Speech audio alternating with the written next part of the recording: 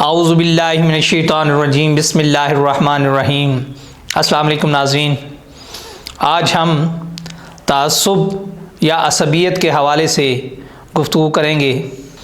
اپنی قوم، اپنے گروہ یا اپنے ہم مذہب و ہم مسلک لوگوں کی حمایت اور مدد کا جذبہ تعصب کہلاتا ہے۔ کسی سیاسی و مذہبی جماعت، مسلک و مذہب، قوم، قبیلہ سے وابستگی اور عصبیت ایک فطری عمل ہے، اور ہر ایک شخص کسی نہ کسی طرح اس عصبیت میں مبتلا ہوتا ہے، مگر ہم اکثر اس عصبیت کی بنا پر اس حد تک آگے چلے جاتے ہیں کہ اچھے اور برے کی پرواہ کیے بغیر اپنی جماعت، مسلک اور قوم کی ہر ناجائز بات اور برے عمل کو بھی جائز اور بہترین ثابت کرنے کی کوشش کر رہے ہوتے ہیں۔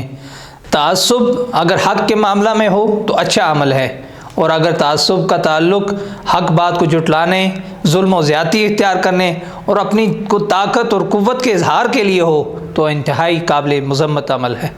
ایک صحابی نے رسول اللہ صلی اللہ علیہ وسلم سے سوال کیا، اے اللہ کے رسول، کیا عصبیت اس کو کہتے ہیں کہ کوئی آدمی اپنی قوم کو عزیز رکھے؟ آپ صلی اللہ علیہ وسلم نے فرمایا، نہیں، بلکہ عصبیت یہ ہے کہ آدمی اپنی قوم اور جماعت کی ظلم اور زیادتی کے معاملہ میں مدد کرے۔ اس ارشاد گرامی میں عصبیت کے مفہوم پر بڑے سادہ انداز میں روشنی ڈالی گئی ہے، اور اس بات کو واضح کر دیا گیا ہے کہ اپنی قوم کی جائز معاملہ میں حمایت کرنا، اپنے قانونی حقوق اور مفادات کے حصول اور تحفظ کے لیے اس طور سے جدوجہد کرنا کہ دوسروں کے حقوق اور مفادات پر زد نہ پڑے، عصبیت کے معنی میں داخل نہیں ہے۔ ہاں، اپنی قوم کی اس طرح حمایت کی جائے جس سے دوسروں پر ظلم و زیادتی کے جذبات ظاہر ہوتے ہوں، یا اپنی قوم کی جدوجہد میں معاونت کرنا جو سراسر زیادتی اور انتہا پسندی پر مبنی ہو، تو اس کو عصبیت کہیں گے، اور شریعت کی نظر میں اس حمایت کو قابل مذمت قرار دیا جائے گا۔ عام طور پر تعصب اچھائی کے معنوں میں استعمال نہیں کیا جاتا، بلکہ اپنی بات اور خیال اور اپنے مذہب و قوم کے حق میں بے جا شدت پسندی اختیار کرنے کو تعصب کہا جاتا ہے۔ اگرچہ عصبیت ایک فطری عمل ہے، مگر سماجی اعتبار سے تعصب کی اس انتہا پسندی سے معاشرے میں عدم استحکام اور فرقہ واریت کو فروغ ملتا ہے۔ نبی کریم صلی اللہ علیہ وسلم نے ایسے ہی معاشرے کی بنیاد رکھی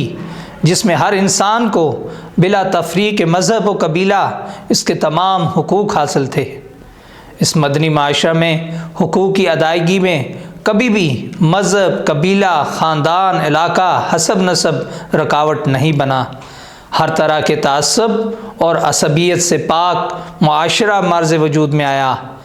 اسلامی تاریخ میں ہمیں کئی مواقع ملتے ہیں جب عصبیت نے مسلمانوں کو تقسیم کیا۔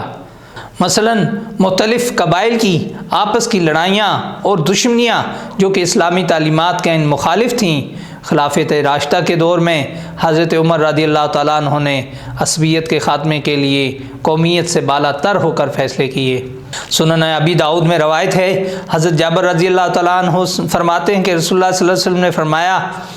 جو شخص عصبیت کی طرف بلائے وہ ہم میں سے نہیں۔ یہ حدیث عصبیت کے خلاف سخت موقف پیش کرتی ہے۔ اسی طرح حدیث مسند احمد کی ایک حدیث ہے کہ حضرت ابن مسعود رضی اللہ تعالیٰ عنہ سے روایت ہے کہ رسول اللہ صلی اللہ علیہ وسلم نے فرمایا، اللہ تعالیٰ کی قسم، جو شخص اپنے بھائی کے خلاف عصبیت کرتا ہے وہ ہم میں سے نہیں۔ اسی طرح سنن ابو داؤد کی ایک حدیث مبارکہ میں آپ صلی اللہ علیہ وسلم نے فرمایا، وہ شخص ہم میں سے نہیں جو عصبیت کی طرف بلائے، اور وہ شخص ہم میں سے نہیں جو عصبیت کی وجہ سے ایک دوسرے سے لڑے، اور وہ شخص ہم میں سے نہیں جو عصبیت کی بنا پر مرے۔ سیدنا ابن مسعود نبی کریم صلی اللہ علیہ وسلم سے روایت کرتے ہیں، آپ صلی اللہ علیہ وسلم نے فرمایا، جو شخص اپنی قوم کی ناحق حمایت یا مدد کرے وہ اس اونٹ کی مانند ہے جو کنویں میں گر پڑے گا، پھر وہ اس کی دم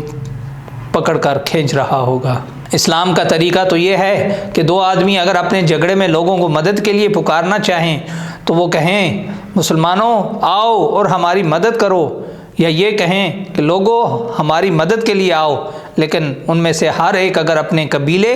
برادری یا نسل، رنگ یا علاقے کے نام پر لوگوں کو پکارتا ہے تو یہ پکار جاہلیت کی پکار ہوگی۔ اگر اس پکار پر لبیک کہہ کر آنے والے یہ نہیں دیکھتے کہ ظالم کون ہے اور مظلوم کون، اور حق و انصاف کی بنا پر مظلوم کی حمایت کرنے کے بجائے اپنے اپنے گروہ کے آدمی کی حمایت میں ایک دوسرے سے برسر پیکار ہو جاتے ہیں، تو یہ جاہلیت اور فساد کا فعل ہے جس سے دنیا میں فساد برپا ہوتا ہے۔ اللہ کریم ہمیں حق کا ساتھ دینے اور جھوٹ اور نفرت پھیلانے والوں سے پناہ عطا فرمائے، آمین والسلام۔